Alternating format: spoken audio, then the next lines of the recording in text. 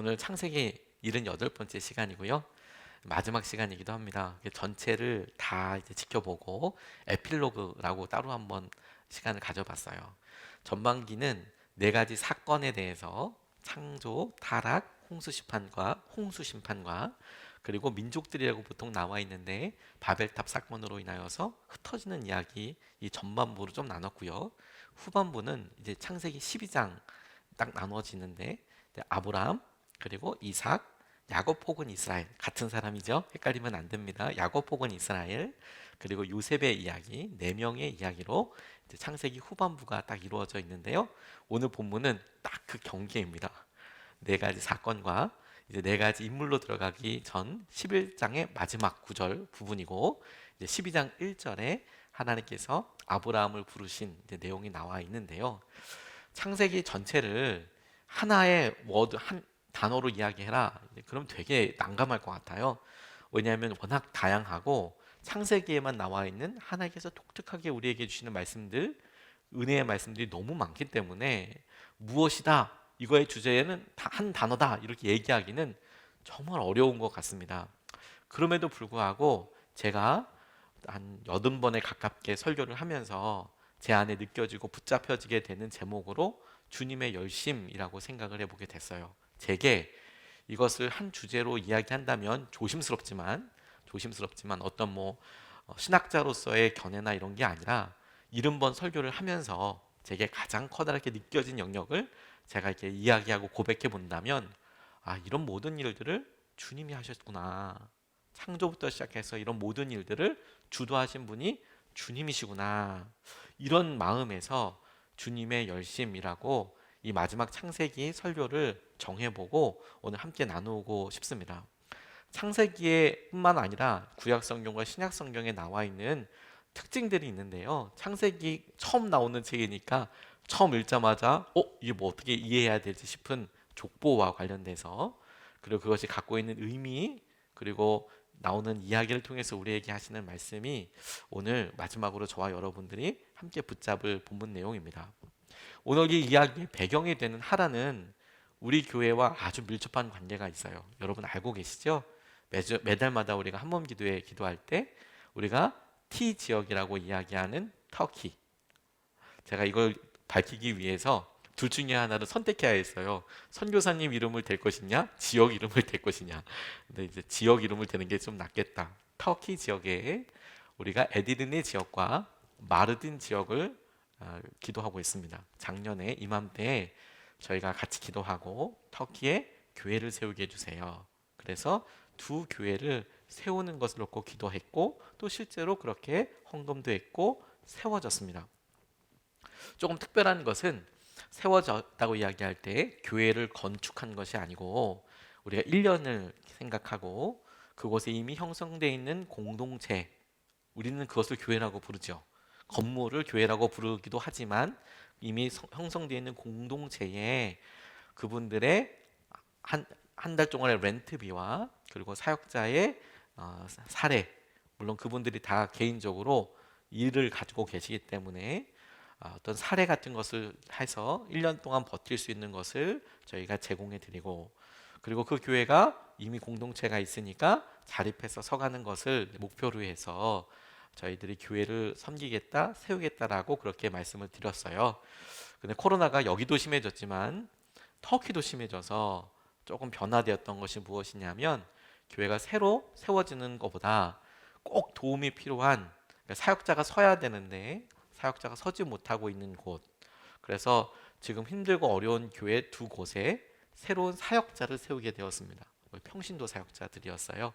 신학을 공부하시고 하기도 하셨지만 신학 과정을 갖거나 이런 두 분이 쓰셔서 열심히 사역하시는 곳을 선정해 주셨어요. 그 선정해 주신 분들은 터키에 2007년에 틸만 선교사님이라는 독일 선교사님이 안타깝게 순교하시는 일이 있었죠. 그 틸만 선교사님의 장례식 때 나왔던 선교사님, 목사님, 그리고 우리가 같이 사역하고 있는 선교단체의 책임 목사님이 터키에서 하고 계신 터키 현지인 목사님들을 이게 요청을 받아서 추천을 받아서 두 분을 선정하게 됐는데 이름은 밝힐 수가 없고 두 분의 이름은 밝힐 수가 없지만 모르는 건 아닙니다. 밝힐 수는 없지만 그때 그렇게 해서 지난 여름에 우리 선교사님이 가서 직접 뵀대요. 너무 큰 간증들이 있으시다고 하나님께서 어떻게 그런 보석 같은 분들을 부르시고 만나게 해주셨나 너무 놀랐다 말씀해 주셨어요. 만나서 하나님께서 하신 은혜를 너무 놀라게 체험하고 보았다. 그래서 교회에서는 조심스럽게 내년 여름에 터키에 꼭 가서 그분들을 뵙고 싶다. 왜냐하면 이렇게 오픈되어 있는 것을 제가 이 언급을 해서 이 설교를 통편집하기는 쉽지가 않지 않습니까?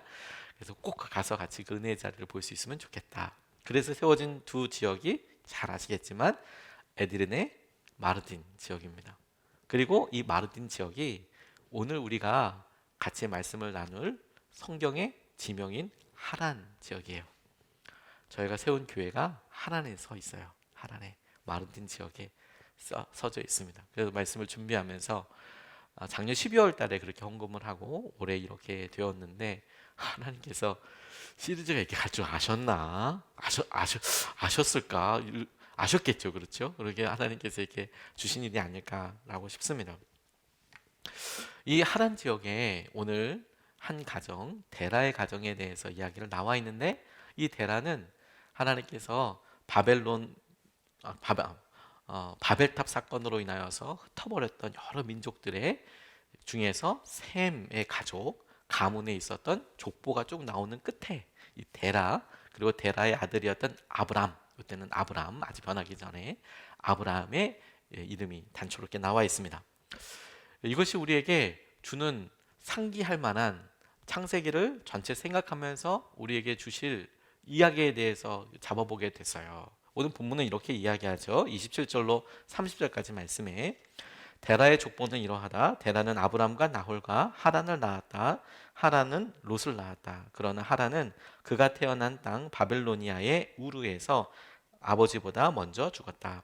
아브람과 나홀이 아내를 맞아들였다. 아브라함의 아내의 이름은 사레이고 나홀의 아내의 이름은 밀가이다. 하란은 밀가와 이스가의 아버지이다. 사레는 임신을 하지 못하여서 자식이 없었다. 이렇게 이야기합니다. 창세기에 참 여러 번 족보가 나와요. 아담의 족보가 나오고 노아의 족보가 나오고 그리고 이제 셈의 족보가 나오고 이제 뒤에 가면 뭐 에서의 족보도 나오고 이스마엘도 나오고 그리고 야곱의 족보도 나옵니다. 그래서 누가 가나안 땅에서 애굽으로 갔는지 이제 요셉 함께 만났던 요셉의 형제들의 이름도 이제 쭉 나오긴 합니다. 족보는 아니지만 그렇게 소개가 쭉 되면서 이 족보가 쭉 나오는 때가 창세기에 아주 여러 번 나와요. 쭉 내용을 보면 단순합니다. 태어나고 죽었어요. 그리고 만났습니다. 만났더니 만남의 결과가 또 다른 생명으로 이어지게 되더라. 이것이 문학적으로 혹은 성경을 읽으면서 성경의 스토리가 진행되는 과정으로 보면 장면이 확 진행이 될 때 급하게 쭉 넘어갑니다. 세월이 이렇게 흐르는데 사람들의 이름이 언급되고 그때 살았던 이름이 아들로 연결되면서 쭉 몇백 년 이게 확 지나갈 때 이런 족보들이 나옵니다. 장면이 전환될 때 창세기에 족보가 등장하기도 해요. 문학적으로는 그렇지만 하지만 이것이 갖고 있는 전혀 다른 의미들도 있다고 싶어요. 그게 뭐냐?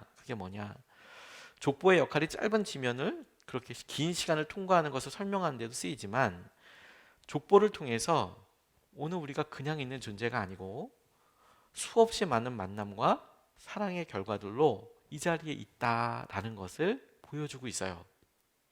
오늘 아브라함이 이곳에 있는 이유는 그가 어느 날 갑자기 팍 등장한 것이 아니고 그의 아버지가 있었고 그의 할아버지가 있었고 그의 증조 할아버지 아무도 그 이름을 기억할 수 없을 만큼의 그냥 성경에서 스쳐 지나갔을 만한 사람들의 삶과 하지만 그 사람들에게는 각각의 인생의 분량이 있어서 그 시간을 착실히 살아냈고 자녀들과 보냈던 수없이 일상적인 일들 함께 먹었던 아침 식사들 수십만 번 이런 일들이 계속 진행돼서 오늘의 아브라함이 있고 오늘의 믿음의 사람이 있고 오늘의 우리가 있기까지 그 모든 사람들이 다 배경과 관계로 연결되어 있어서 그 사람이 되었다.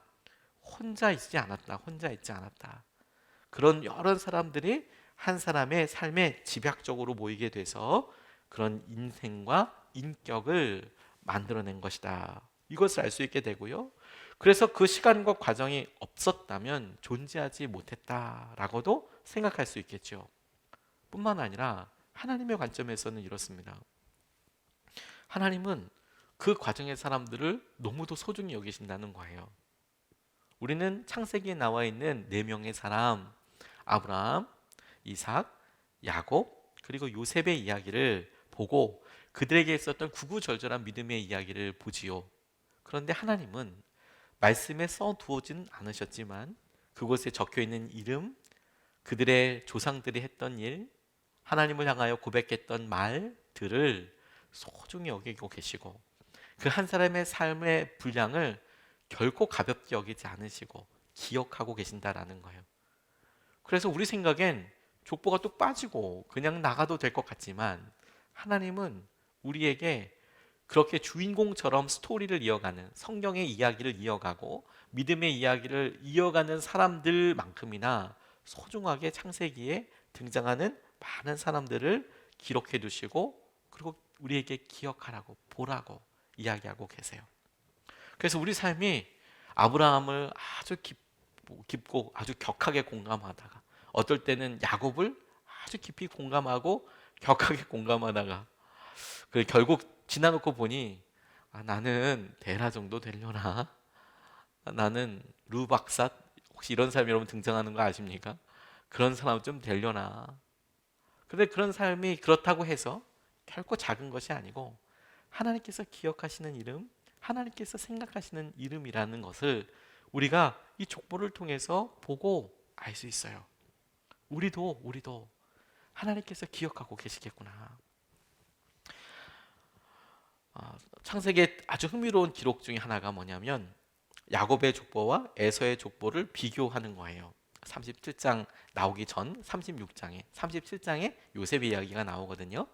그때 이제 족보가 쭉 나오게 되는데 우리가 아는 것처럼 야곱은 하나님께서 택하신 사람이에요. 그렇죠? 그에게 찾아오셨고 하지만 야곱 스스로가 장자의 권리, 장자의 상속, 명분 이런 걸 얻기 위해서 했던 일을 보면 참 정말 대단하죠. 다 속이고 막 이러면서 그걸 얻습니다. 그런데 족보를 쭉 내면서 이렇게 보면 에서는 하나님의 선택을 받지 않았죠. 그런데 하나님의 택함을 받은 야곱은 진짜 파란만장한 삶을 살아요. 어려운 삶을 삽니다. 반면에 에서는 야곱에 비한다면 엄청 평탄한 삶을 살았다고 추측할 수 있어요. 야곱의 삶에 비한다면 그는 그곳에서 아버지가 물려준 재물, 자기가 만나서 이루게 된 재물, 그리고 어려서부터 익숙한 여러 자연 환경 통해서 꽤 많이 재산도 증식할 수 있었고 자손들도 볼 수 있어요. 그 증거가 족보예요. 에서의 족보를 보면 어마어마한 사람들의 이름이 왕으로서 이렇게 막 등장을 합니다. 그러니 야곱의 삶은 진짜 파란만장한데 에서는 오히려 정말로 탄탄하고 성공한 것처럼 그렇게 삶을 살아요.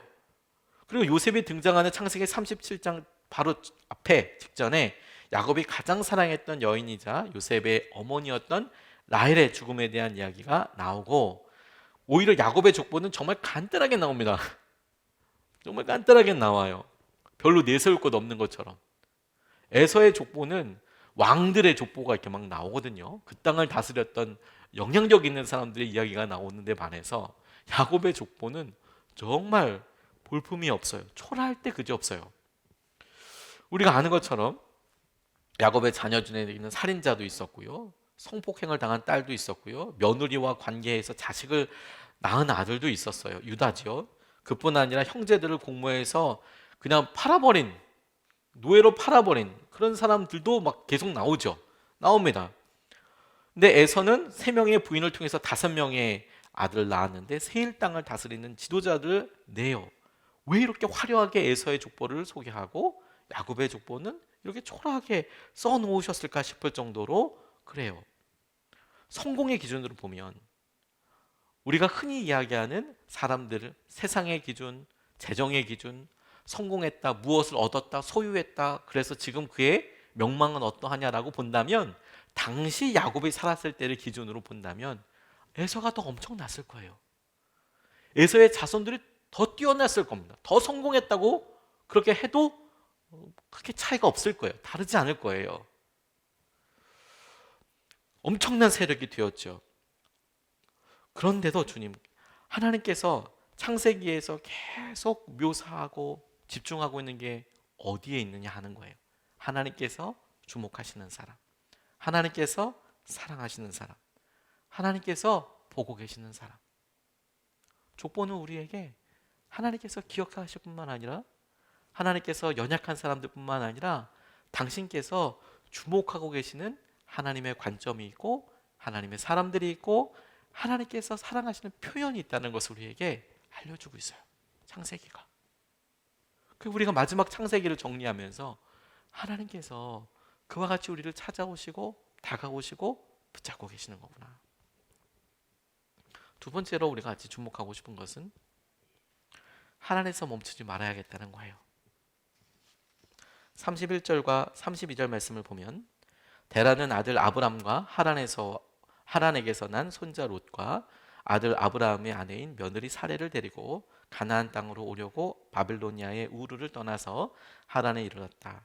그는 거기에다가 자리를 잡고 살았다. 데라는 205년을 살다가 하란에서 죽었다라고 이야기하고 있습니다. 이 바빌로니아는 우리가 예전 성경에 갈대아의 우르라고 나와 있는 바로 그 갈대아를 말합니다. 언어로 히브리어로 찾아보니까 그 히브리어에 대해서 지역이 다른 것은 아니고, 그것을 이제 설명하는 말이 조금 바뀌었을 뿐이라고 이해를 하시면 조금 더 쉽습니다. 이들이 하란에 멈추었다라고 이야기하고 있는데, 한 가지 굉장히 우리가 꼼꼼히 보지 않으면 그냥 쭉쭉 시쳇말처럼 지나가다 보면 우리가 간과하기 쉬운 부분이 있는데, 본토 친척 아비집을 떠난 아브라함을 강조하다 보니 그가 마치 갈대아 우르에서 본토 친척 아비집을 떠나서 그래서 가나안 땅을 향하여 출발한 것처럼 잘못 이해하고 계시는 분들이 계세요.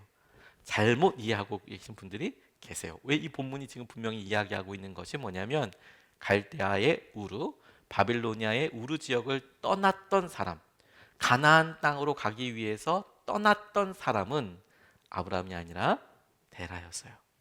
다시요. 31절 말씀에, 데라는 아들 아브람과 하란에게서 난 손자 롯과 아들 아브라함의 아내인 며느리 사레를 데리고, 데라가 데리고, 그렇죠, 가나안 땅으로 오려고 바벨로니아의 우르를 떠나서, 누가? 데라가 하란에 이르렀다. 누가? 하란. 데라와 데라가 이끌고 있는 자녀들이, 당시만 해도 대가족이었기 때문에 이 가족, 가문의 대빵은, 가문의 가장은 데라였어요.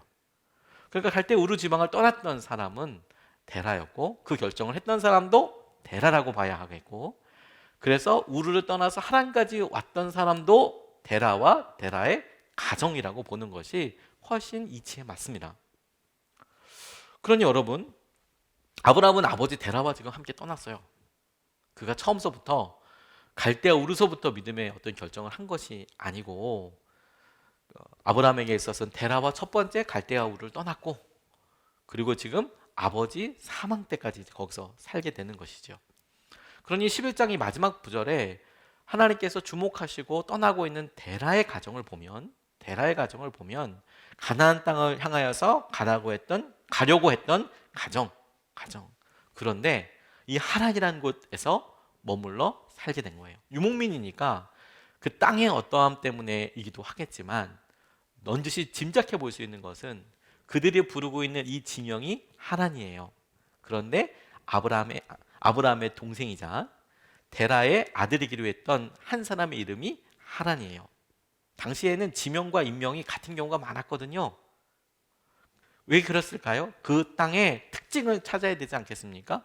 여기에 어떤 의미를 부여하지 않겠어요? 뭐 예를 들어서 무슨 상수리 나무 밑에, 그래서 뭐 마무레, 이렇게 뭐 특징이 있으니까 여기는 상수리 나무가 있는 곳이야. 그래서 뭐 마무레다가 하기도, 뭐 우물이 있어. 약속을 했네, 이 우물에서 부엘세바라고 하고 어떤 의미를 담아서 그 지명을 정했거든요. 그런데 당시만 해도 사람들이 뭐 어떤 뭐 지물들도 있지만 사람 이름으로 여기에 살던 사람은 하란이야. 여기에 살던 사람은 누구야? 라고 불렀겠죠. 그래서 각각 사람들이 부르는 도시의 이름도 달랐겠죠. 이렇게 짐작해 볼 수 있습니다. 그러니까 하란이라고 부르고 있는 이 지명이 적어도 데라와 데라의 가정에 있어서는 하란, 형제이자 데라의 아들이었던 하란, 그가 죽었던 곳, 그가 살았던 곳, 그와 함께 행복했던 곳이라고 생각할 수 있는 것이죠.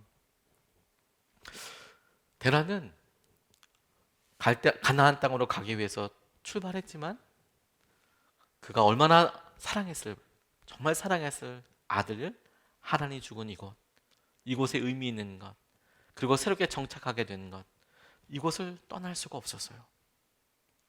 그의 시작은 참 놀라웠지만 그의 과정에서 그가 만난 하란은 자기 삶에 자기가 허락되어지고 본토 친척 아비 집을 처음으로 떠났던 데라에게 있어서도 그 하란은 더 깊은 의미가 있어서 더 이상 가나안 땅을 향하여 나아가고 꿈을 향하여 비전을 향하여 추구하는 삶이 아니라 그냥 여기서 그냥 머물러야겠다, 여기에 있어야겠다 라고 생각하는 그런 장소가 되어버렸어요. 그리고 이것은 우리에게도 참 굉장히 실제적인 질문을 하게 합니다. 처음 하나님께 주셨던 생각과 목적을 가지고 출발했는데, 그런데 우리는 어디쯤 와 있는가? 어디쯤에 우리가 서 있는가?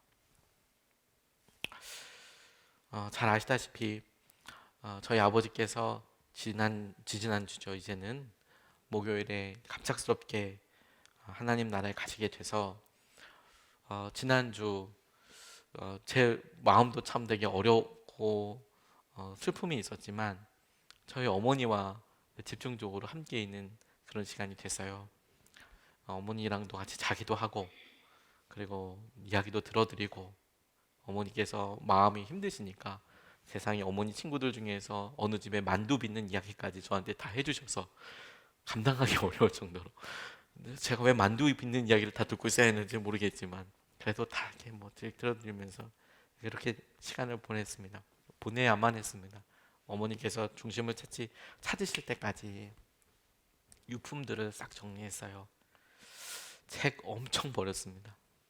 아버지께서 저에게 주시겠다고 약속하셨던 10만 원은 마지막까지 찾지 못했어요.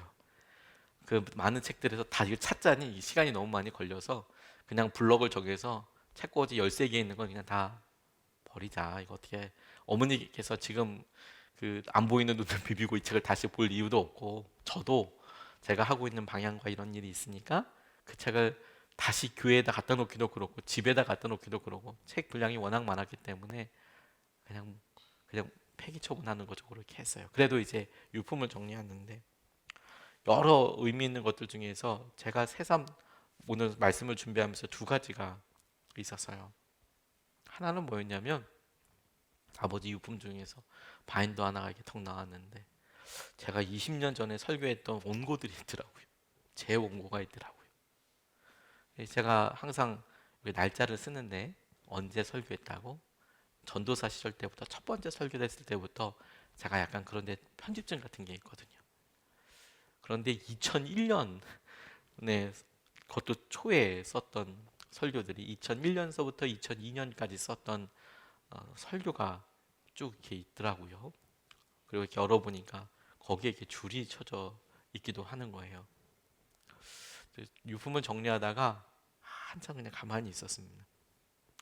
우리 아버지에게는 20년이 지났어도 부족한 아들의 설교가 정말 소중했나 보구나. 설교 더 잘해야겠다, 열심히 해야겠다는 생각도 해보게 됐어요. 하나님께도 그렇겠구나. 두 번째 되게 놀란 것이 그렇게 잘 정리되어 있는, 워낙 아버지께서 바로 이제 갑작스럽게 소천하시다 보니까 수요일날 저녁에 목요일날 올려야 될 영상까지 편집해 놓으셨어요. 제가 대신 올려드렸는데 월요일날, 목요일날 새벽에 사고를 당하셨으니까요. 그러니까 이제 막 아버지가 읽던 책, 또 메모들 막 잔뜩 이렇게 있는데 꽤 정리가 잘 되는 곳에 보니까 두 번째 발견한 게 뭐냐면 저희 교회 개척 설립 예배 주보가 이렇게 또 이렇게 깨끗하게 두 개가 이렇게 있는 거예요. 또 그걸 보고 또 한참 동안 가만히 있었어요. 마음에 하나님, 그냥 심정이 어떠셨을까? 그게 어떤 의미였을까? 이런 생각들을 해보게 됐어요. 우리에게 제게 있어서 하나님께서 처음에 목회자로 저를 부르셨을 때, 오늘 공교롭게도 제 친구가 여기 와 있는데, 저는 고등학교 때만 해도 절대로 목회를 안 한다고 그랬던 사람이었거든요. 증인이 있기 때문에 거짓말을 못해요. 그러다가 하지만 제게 가난한 사람들을 위해서 살았으면 좋겠다. 저희 집이 너무 가난했고 힘들었고 가난한 사람들을 위해서 내가 살아야겠다. 그런 생각이 들어서 그래도 뭐 대학 들어서 방황을 참 많이 했지만 하나님께서 아버지가 쓰러셨던 여러 일들 통해 저를 불러주시고, 그리고 절대로 안 되겠다는 목사가 되어 있고, 이제 꽤 시간이 지났죠. 목사 안수를 받은 지도 이제 꽤 시간이 지나서, 그래서 이제는 뭐 진급도 다 끝나고 그렇게 목사가 되었죠. 교회도 개척했고, 그리고 우리 교회가 따뜻한 분위기로 어려운 시기에도 아주 행복하게 건강하게 부흥하고 있는 그런 교회로 제 주위에나 뭐 우리 가까이 선한 목자 교회에서나 주목하고 있는, 사랑을 같이 나누고 있는 교회죠. 그런데 아버지의 마지막을 통해서 제게 하나님을 생각하게 하셨어요. 나는 지금 여기가 좋기 때문에, 나는 이 정도가 좋기 때문에 나는 뭔가 여기서 안주하려고 있진 않을까? 그런 질문을 하나님께서 바로 이 즈음에 저에게 이 말씀을 설교 본문으로 정해주시고, 이 본문을 이 시기에 정해놓은 것은 아버지의 사고 이전에 이미 정해져 있던 거였거든요. 왜냐하면 지금 그 다음 시리즈가 이미 준비되고 있는 상황이니까.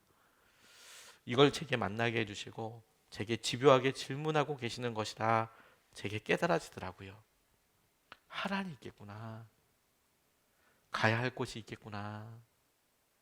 하나님은 여기서 멈추는 것을 원치 않으시겠구나. 제게 이 질문과 함께 아버지를 통해서 질문하게 된 것이기 때문에, 내가 온전히 말씀을 사모하는 목회자가 되어야겠구나. 아버지가 보여주셨던 것처럼 여기서 만족하지 않고 더 많은 사랑과 전심을 다해서 주님 앞에 나아가야 되겠구나. 여기서 만족하면 안 되겠구나. 죽을 때까지 성실해야겠구나. 내가 처음에 주신 대로 섬겨야 될 사람, 어려운 사람, 가난한 사람, 제가 도울 수 있는 사람을 위해서 더 나아가야 되는 거구나. 주님께서 그래서 제게 도전하시고 주님께서 제게 질문하고 계시는 거구나. 하란에서 멈추지 말아라. 지금이 편안하고, 아니 여기서 움직이면 죽을 것 같다고, 망할 것 같다고 가만히 있지 말고 한 걸음 더 나가라. 한 걸음 더 붙잡아라. 적당히 타협하지 말아라. 하나님께서 하신 은혜를 붙잡아라. 하란으로 나가라. 데라처럼 하란에서 죽지 말고 너는 처음 가려고 했던 가나안 땅을 향하여 나아가라. 나아가라.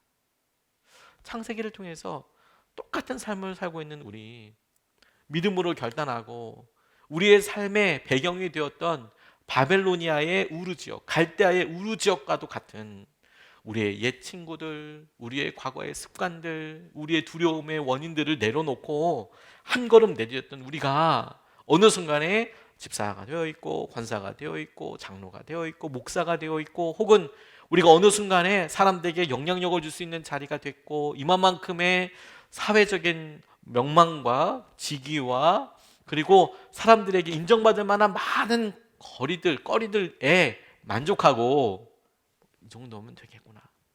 그게 하라는 거예요. 그게 주님께서 우리 삶을 전체적으로 통과하시면서 이루시길 원하는 약속의 땅까지, 하나님, 우리가 쉼 없이 믿음을 경주하고 하나님께서 하시는 은혜를 붙잡을 수 있도록 우리가 나아가야 하는 거구나.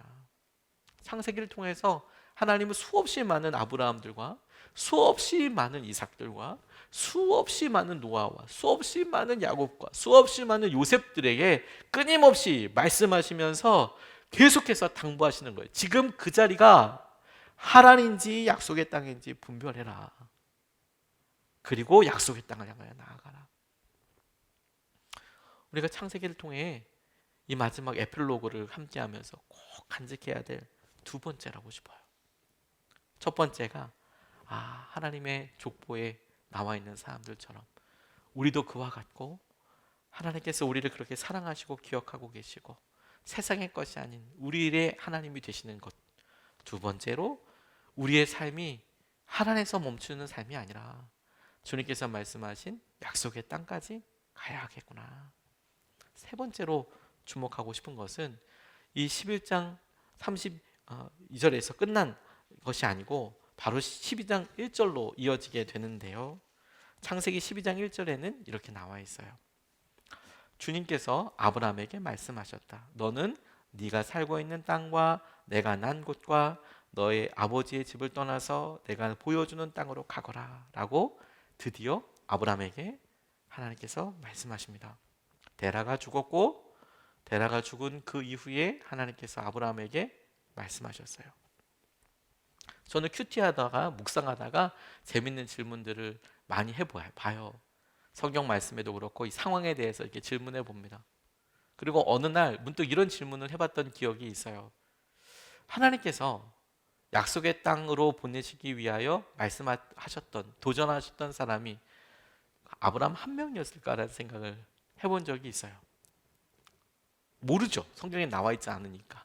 너 본토 친척을 떠나 아베 집을 떠나서 내가 내게 말하는 땅으로 가라라고 이야기했던 사람은 당시에 아브라함 한 명이었을까? 몰라요. 답은 몰라요. 왜냐하면 성경에는 안 쓰여 있으니까. 하지만 한 가지는 알 수 있어요. 아브라함은 떠났구나. 하나님께서 과연 아브라함 한 사람에게 이야기하셨는지 제 생각은 제 그냥 마음은 굉장히 많은 사람들한테 말씀하셨을 것 같아요. 왜냐하면 요즘도 그러시니까.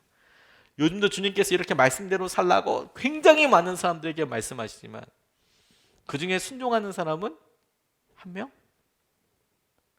아브라함과 예비된 아브라함 같은 사람들에게 수없이 말씀하시지만 그 중에 진짜 아브라함은 한 명? 말씀대로 순종하고 나아가는 사람은 한 명?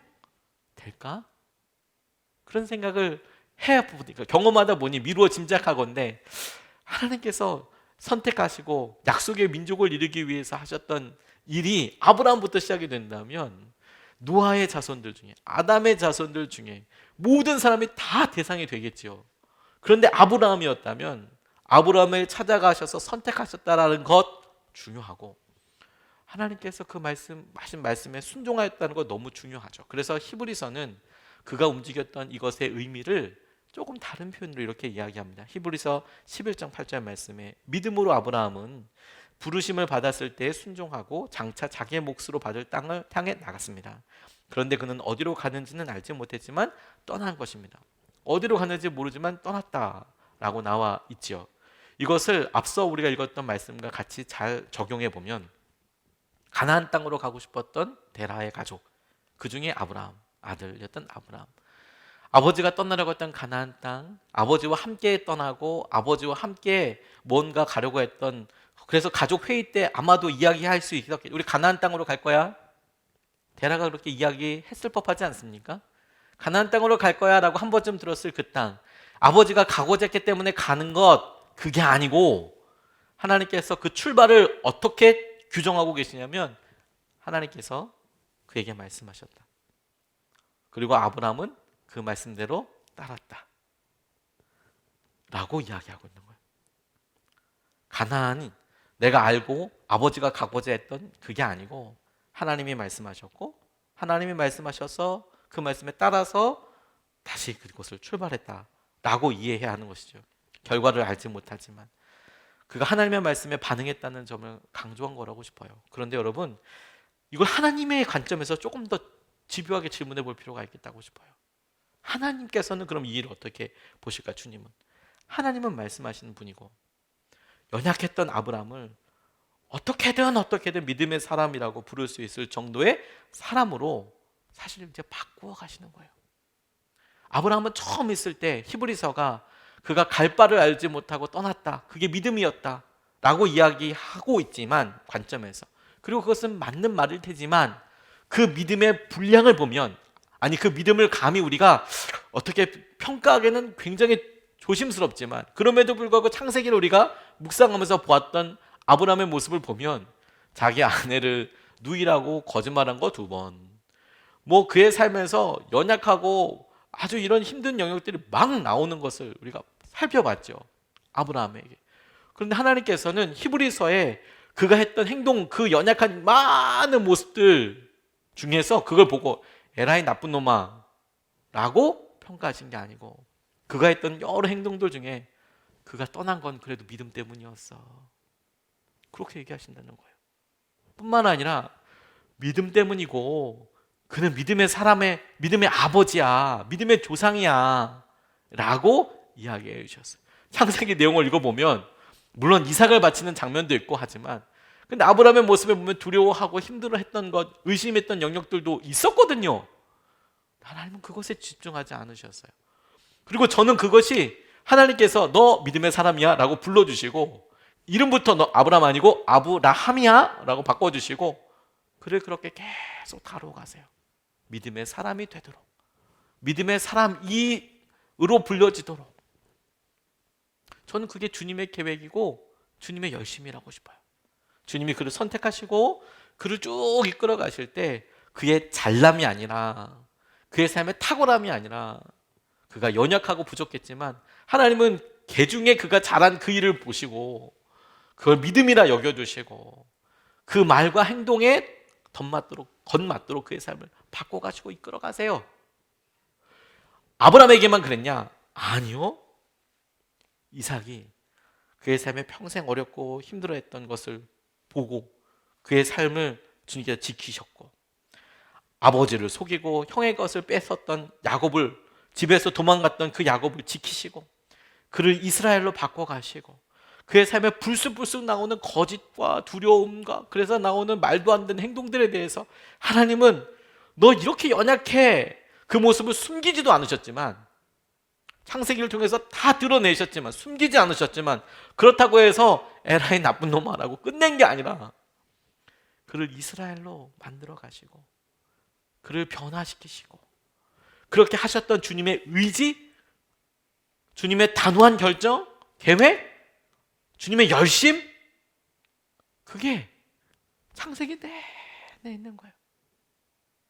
요셉을 주님께서 구속사 예수 그리스도를 통하여 이루어지게 될 놀라운 계획에 출애굽으로, 애굽으로 가게 되는 여러 통로로 요셉을 쓰시기 위해서 그와 함께 하시고 형통케 하시고 하셨던 여러 일들을 보아도 그는 여전히 하나님께서 하시는 연약하지만 은혜롭게 사는 것이죠.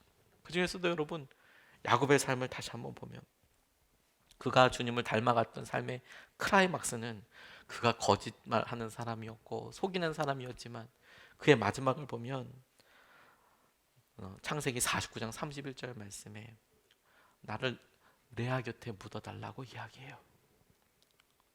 그냥 쭉 지나갈 말이지만 저는 그 말이 되게 마음에 쩡했습니다.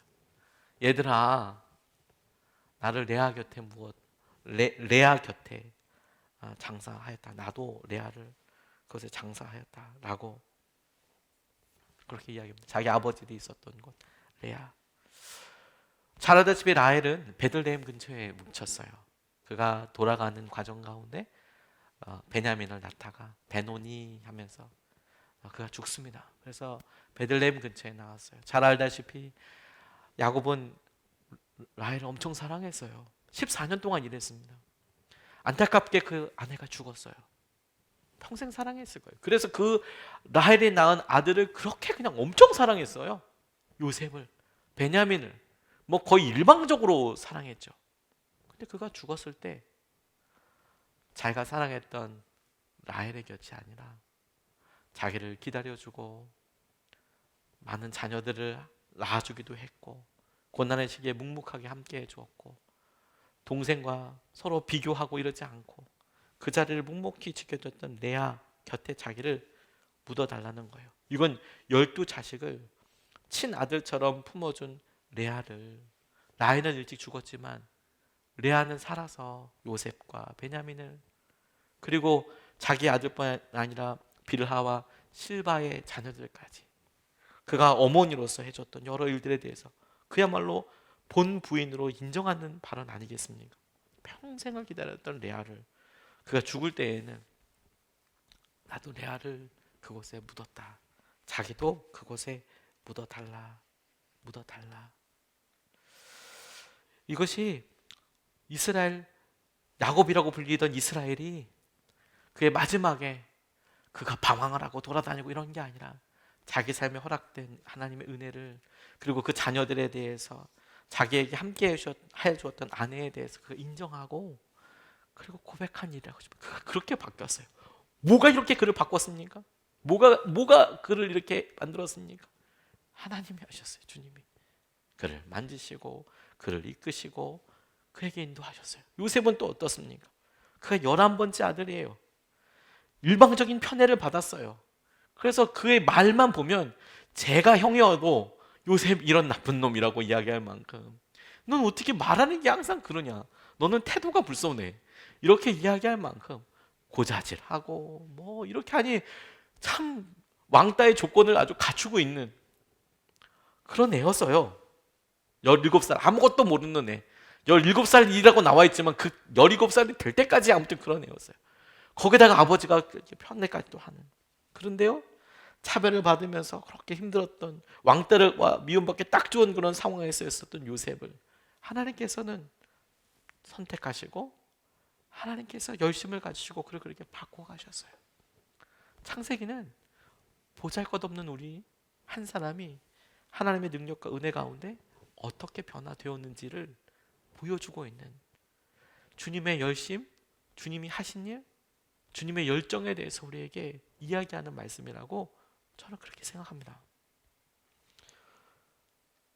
그런데 여러분, 이것이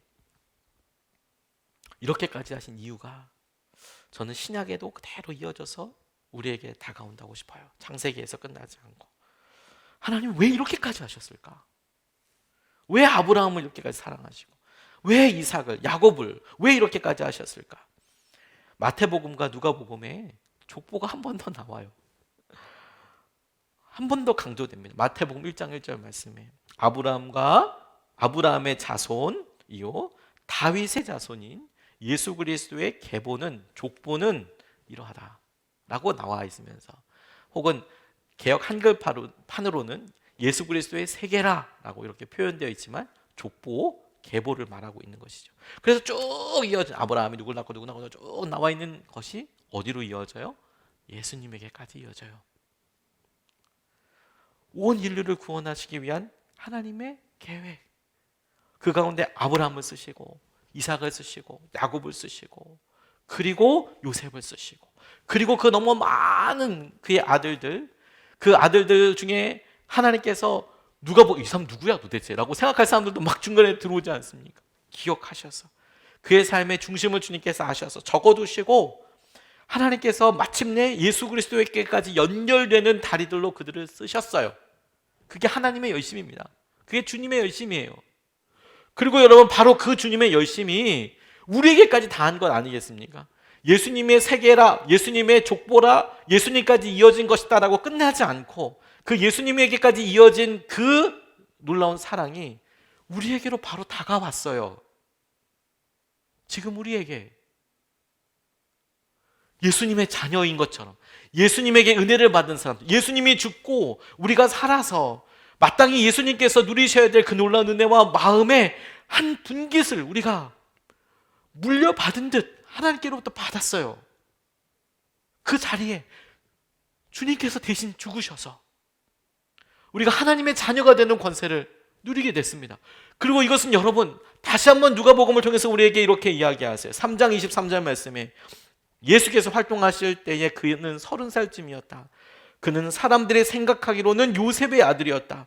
요셉은 엘리의 아들이요 하고 역으로 다시 족보가 올라가는데, 누가복음 3장 38절에는 그 족보의 끝이 어디까지 올라가냐면 에노스, 셋, 아담에게 이르는데, 아담은 하나님의 아들이다 라고 나와 있어요.